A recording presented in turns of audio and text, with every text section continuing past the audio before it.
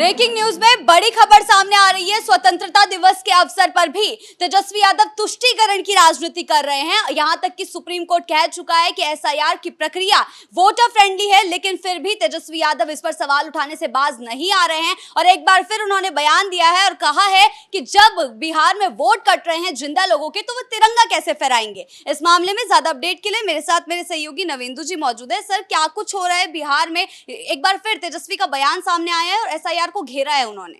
ये सबसे पहले हमारे तमाम दर्शकों को स्वतंत्रता दिवस के मौके पर बहुत बहुत बधाई और शुभकामनाएं।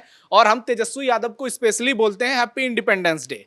अब तेजस्वी यादव ने जो बयान दिए हैं, सोचिए कि ये व्यक्ति किस मानसिकता से ग्रसित है।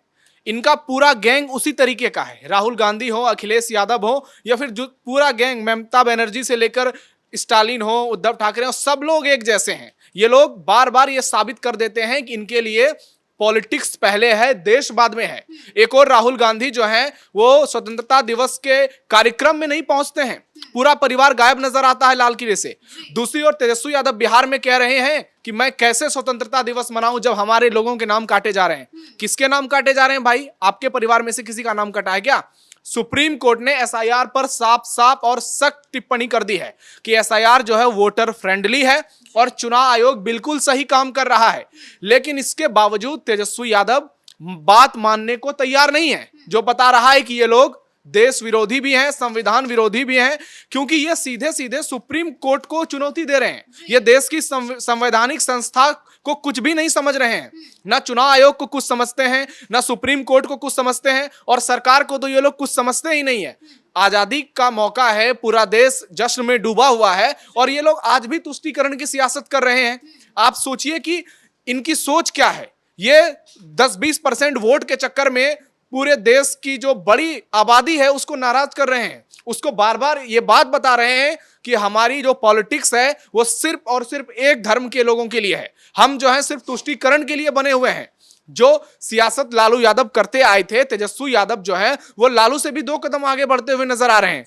आप कैसे नहीं स्वतंत्रता दिवस मनाइएगा भाई? ये पाकिस्तान थोड़ी है, ये हिंदुस्तान है। यहां जो रहेगा हर किसी को भारत माता के जयकारे लगाने होंगे, जय हिंद कहने होंगे, और भारत के नियम कानून मानने होंगे। आप स्वतंत्रता दिवस नहीं मनाएंगे?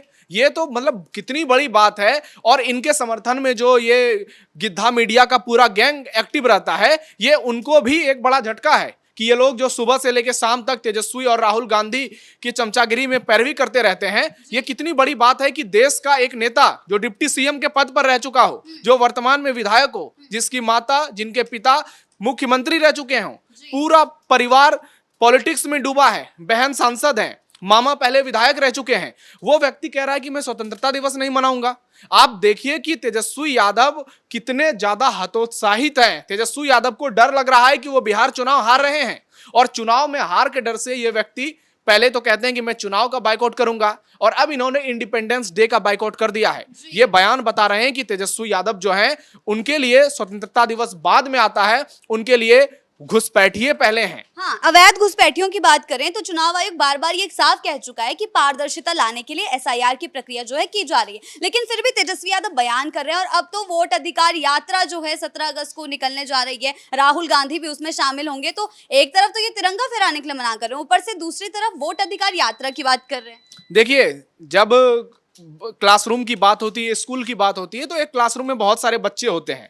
उसमें से कुछ बच्चे अपना काम करते हैं, कुछ बच्चे ऐसे होते हैं जो ना टीचर की बात मानते हैं, ना प्रिंसिपल की बात मानते हैं, और वो क्लास से लेकर प्लेग्राउंड तक और स्कूल के बाहर भी मनमानी करते हैं। वही हाल तेजस्वी यादव का है। वो ना कुछ मानने के लिए तैयार है, ना कुछ समझने के लिए तैयार है। उनको सब कुछ पता है, क्या हो रहा है, कैसे हो रहा है, एक एक बात की जानकारी है, लेकिन वो सोच रहे हैं कि बिहार की जनता बेवकूफ है। वो इस बात को लेकर आगे जा रहे हैं कि वो लोगों को गुमराह कर देंगे, और एक बार फिर से 2015 की तरह नतीजे जो हैं वो आरजेडी के पक्ष में आ जाएंगे। लेकिन अब माहौल बदल चुका है, देश का भी माहौल बदला है और प्रदेश का भी माहौल बदला है। तेजस्वी यादव की ये जो पॉलिटिक्स है ये चलने वाली नहीं है, और ये किसी भी हाल में सक्सेस होने वाली नहीं है। आप देखिए कि किस तरह से ये व्यक्ति ऐसे बयान देते हैं, जिसके बाद लोग सोशल मीडिया पर कह रहे हैं कि ये तो देशद्रोही का बयान है। ऐसे बयान, आप पूरा देश 150 करोड़ लोग आजादी मना रहे हैं, आप कहते हैं कि हम आजादी नहीं मनाएंगे।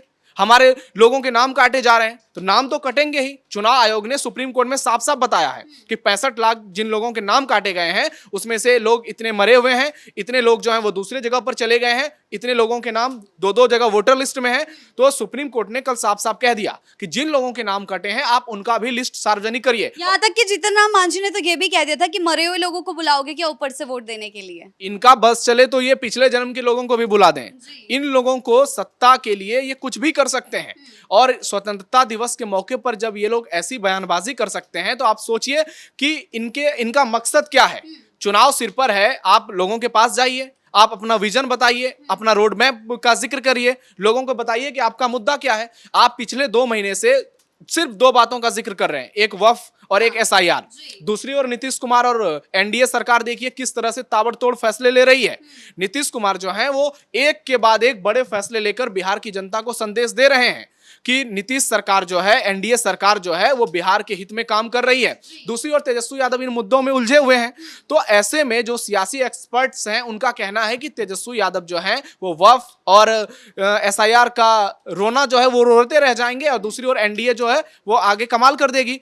बार बार नीतीश कुमार के स्वास्थ्य को लेकर, उनके उम्र को लेकर सवाल उठाते हैं, लेकिन तेजस्वी कितने एक्टिव हैं ये उनको जवाब देना पड़ेगा। नीतीश ने कैसे पहले 35% महिला आरक्षण लागू करके तेजस्वी को बैकफुट पर भेज दिया, उसके बाद वृद्धा पेंशन की राशि को 400 से सीधे 1100 कर दिया, उसके बाद 125 यूनिट तक बिजली फ्री कर दी।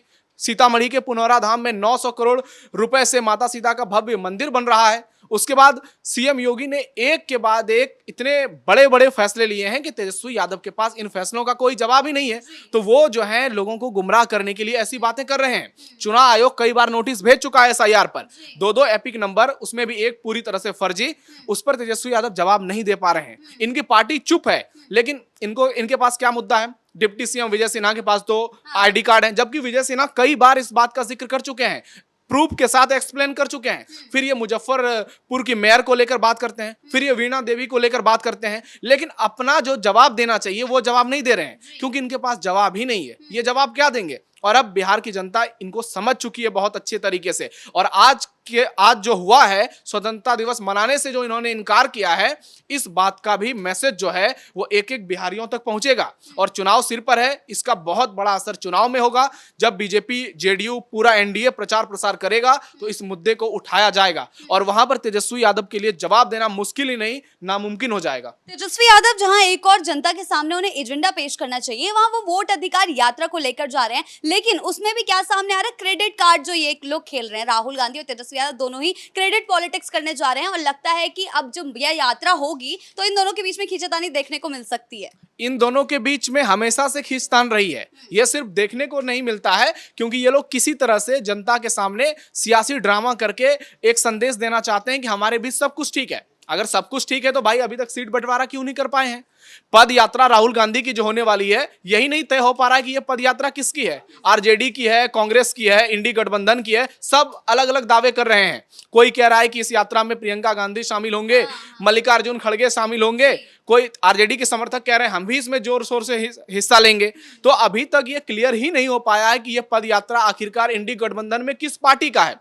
वहीं इस पद यात्रा का मकसद क्या है? ये लोग कह रहे हैं कि हम बिहार की जनता को जाकर बताएंगे कि वोट चोरी हुए हैं। जब सुप्रीम कोर्ट से आप लोगों को अंधे मुंह गिरना पड़ा है, सुप्रीम कोर्ट साफ साफ इस बात को कह चुका है कि चुनाव आयोग जो है वो निष्पक्षता के साथ काम कर रहा है। 7 दस्तावेज मांगे थे, अब 11 कर दिए गए हैं, और जो हिंदुस्तानी होगा उसके पास एक ना एक तो पेपर होगा ही।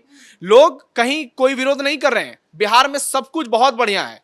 आपने एक भी वीडियो नहीं देखा होगा जहां 10-20 लोग खड़े होकर सरकार के खिलाफ नारेबाजी कर रहे हो, एसआईआर का विरोध प्रदर्शन कर रहे हो। लेकिन तेजस्वी यादव और इनकी पूरी पार्टी, जब व्यक्ति के पास मुद्दे, विजन नहीं होते हैं तो लोगों को गुमराह करने के लिए इसी तरह की साजिश रची जाती है। पहले भी ये हो चुका है, चाहे तेजस्वी हो, राहुल गांधी हो, कैसे इन्होंने राफेल का इतना बड़ा मुद्दा बना दिया, पेगासस का मुद्दा बना दिया। जब भी दिल्ली में संसद सत्र शुरू होने वाली होती है तब ये लोग कुछ ना कुछ नया ड्रामा लेकर सामने आते हैं, फिर एक्सपोज होते हैं, सुप्रीम कोर्ट से मुंह की खाते हैं। ईवीएम को लेकर तेजस्वी ने कितने प्रेस कॉन्फ्रेंस किए थे, और आज ईवीएम का कोई नामो निशान नहीं है। तो आप इसी बात से समझिए कि लोग जो हैं वो समझते हैं, तभी तो एनडीए की सरकार लगातार बन रही है। लोग कहते हैं कि नीतीश कुमार की सरकार आ रही है, नीतीश कुमार की सरकार बन रही है, लोग उनसे नाराज हैं, मजबूरी में वोट कर देते हैं, जिधर नीतीश रहते हैं उधर सरकार बन जाती है। तो आपको क्यों नहीं कोई पूर्ण बहुमत की सरकार बना रहा है? आप एक बार सत्ता में आए नीतीश कुमार की कृपा से।